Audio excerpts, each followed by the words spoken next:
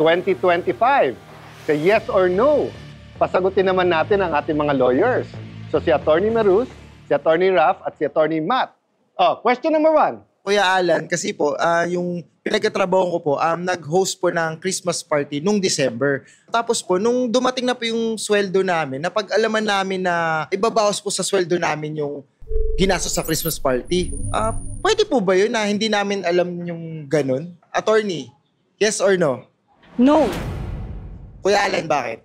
Nasa batas, nakaspecify lang doon kung anong pwedeng ibawas.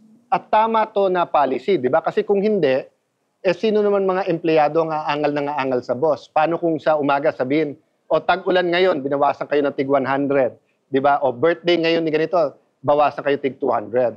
So sa batas, nakaspecify na yan kung ano lang ang pwedeng ibawas. Having said that, hindi pwedeng kahit na may party, anniversary, unless nga pinaalam sa inyo, tapos pumayag kayo. Pero yung surprise, tapos biglang bawas na, hindi pwede yon. Ako naman po, Kuya Alan. Bali, nitong bagong taon po kasi, Kuya Alan, may mga carolers na pumunta sa bahay namin. Hindi ko po pinapasok kasi sabi ko, tapos na ang Pasko. Pero nagpupumilit po sila, Kuya Alan, kaya nagkagit-gitan, nagkatulakan po kami. Pero napalis ko naman din po. Ang tanong ko po is, may karapatan po ba akong hindi sila papasukin, Kuya Alan, attorney? Yes or no? Yes. May karapatan ka daw na wag silang papasukin kasi property mo yon.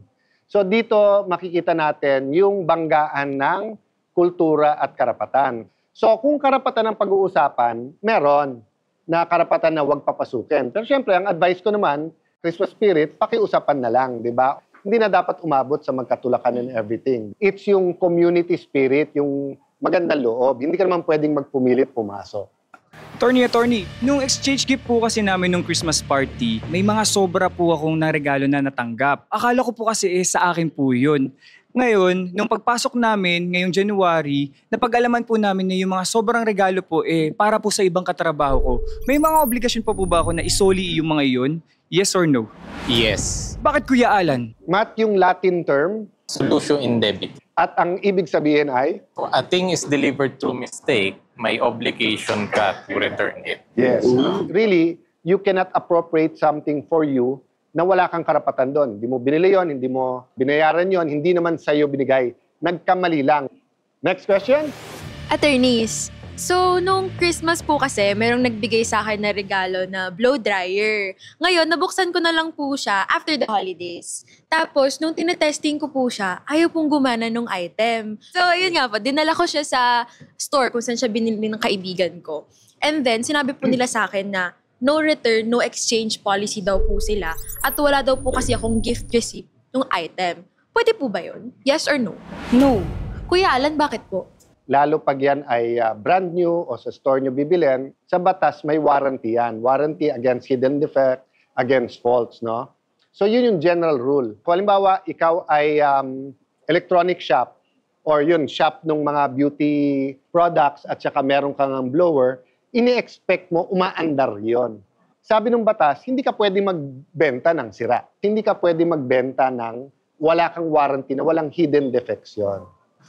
Ako naman po, attorneys, netong nakaraang kasing Christmas season, naparami kami ng setup ng Christmas lights. Buong bahay nilagyan ng air mats ko. Eto na ngayon.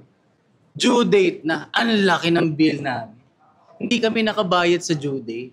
Tapos kanina, pagbaba ako ng bahay, nandun yung namumutol. Pinakiusapan ko ngayon, sabi ko, boss, baka pwede na mo wag yung munang putulan. Kasi magbabayad naman ako. Nagpakita ako ng proof. Yung pera, sakto. At saka yung bill, dala-dala ko. Papunta na ako. Ang ending, pinutulan pa rin kami. Tama po ba yun, attorney? Yes or no? No. Kuya Alan, bakit ganun? Meron pong Magna Carta. Sa dami kasi ng problema sa utilities, lalo po sa kuryente, so sa Magna Carta nakalagay doon na pag willing ka na i-tender, ibig sabihin magbabayad ka na eh. Hindi dapat putulan. Pero yung rule doon sa tender bawat resibo. Kasi kung ikaw yung magpuputol, pare-pare, sandali lang. Eto, magbabayad na ako. Pag alis mo, hindi ko pa rin binayaran. 3 days later, inutusan ka na naman na magpuputol. Pag sinabi ko, sandali, ito na yung pambayad ko, may ka na rason na bad faith, pwede mo nang putulan. So, sa example mo, kasi pag alis mo, pinutol pa rin. So, ito po suggestion ko sa inyo at mga kababayan.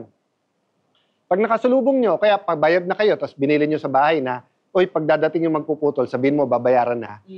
Kausapin nyo yung magpuputol na, boss, babayaran na, wag mo nang putulin. Hintayin mo sagot niya. Kasi pag sumagot siya, ay hindi pwede, puputulan ko pa. Tawagin nyo na yung barangay. Kasi sabihin nyo na sa barangay na, sa Magna Carta, basta willing na kami magbayad, hindi niya pwedeng putulan. Salamat po. Okay. Attorneys, bali umutang po ako before Christmas at magbabayad na sana ako bago mag-New Year para clean slate. Kaso, nagulat ako nung sinisingil na ako, biglang nagkaroon ng interest. Wala naman sa usapan namin yung ganun. Pwede po ba yung ganun? Yes or no? No. Bakit po ganun, Kuya Alan? Well, kasi malinaw sa batas na kailangan nakasulat, nakastipulate yung interest. Akala kasi ng tao, pag sinabing kontrata, yun yung papel na nakapirma kayo. Actually, ebidensya yun na may kontrata. Ang kontrata is the meeting of the minds. Ang problema sa meeting of the minds, anong ebidensya mo? Marami kasing misunderstanding sa interest. Kaya sabi nung lawmakers natin sa batas, kapag yan ay usapan interest, kailangan yan nakastipulate in writing. Kuya Alan, meron pa po akong bonus na tanong. Tapos na Christmas, may bonus ka pa rin? Sige na po, Kuya Alan. Last na lang po ito. Nanghiram po kasi ako ng costume. Ngayon po, gustong-gusto ko po yung costume. Ngayon po, ang ginawa ko, bumili po ako ng lechon na mas mahal naman po dun sa costume para ibigay dun sa may-ari ng costume. Ngayon, Kuya Alan, ayaw niyang tanggapin yung lechon kasi gusto niyang ibalik ko yung costume. Pwede po bang wag ko na ibalik yung costume, Kuya Alan? Yes or no po? No. Oy. Unang-una kasi, sa kanya yun eh. So, siya may karapatan doon. So, kung ipagbibili or papalitan mo yung obligasyon mo sa kanya, call niya yon, hindi mo call. So, when you own something, meron kang rights over those things na hindi basta madiktahan, di ba? Ngayon, iba yon kung halimbawa, pinahiram ako ng jacket na wala ko. So, in-offer ko na babayaran ko, di ba? Kasi nga, anong magagawa ko na wala ko talaga? Pero kung yung sinabi ko na wala ko, nakita mo sa kotse ko, ay wala akong karapatan na i-keep yon, di ba? Kasi nga, sa kanya yon eh. Baka naman kulang yung lechon o may gusto siyang iba. Negosasyon yun eh. So, ako, try mo, tanong, anong meron ako na pwede kong ipahiram sa iyo? Or magaling ako magluto, pwede ba kitang pagluto? Di ba? Or may maganda akong rubber shoes, kasya sa iyo. Pwede ba tayong palit? Pero kung hindi talaga, sabihin mo na lang, pagka gagamitin ko ulit yung costume, pwede ko ba hiramin kagad? Di ba? Thank you po, Kuya Alan. Thank you po, Kuya Alan. Ang goal ko for 2025, siguro successful na love life and career. Tapos, resolution, bawas mo na sa soft drinks, sinaasit na kasi. Ang goal ko po ngayon, this coming 2025 ay more pera. Thank you. Ang goal ko for 2025 is mas mapalawak pa yung pet shop business namin sa Pangasinan. And yung New Year's resolution ko is less gastos na this year. Hindi na maging people pleaser. Enhance my spirituality po. Bagong taon, bagong buhay. Tanggal yung bisyo.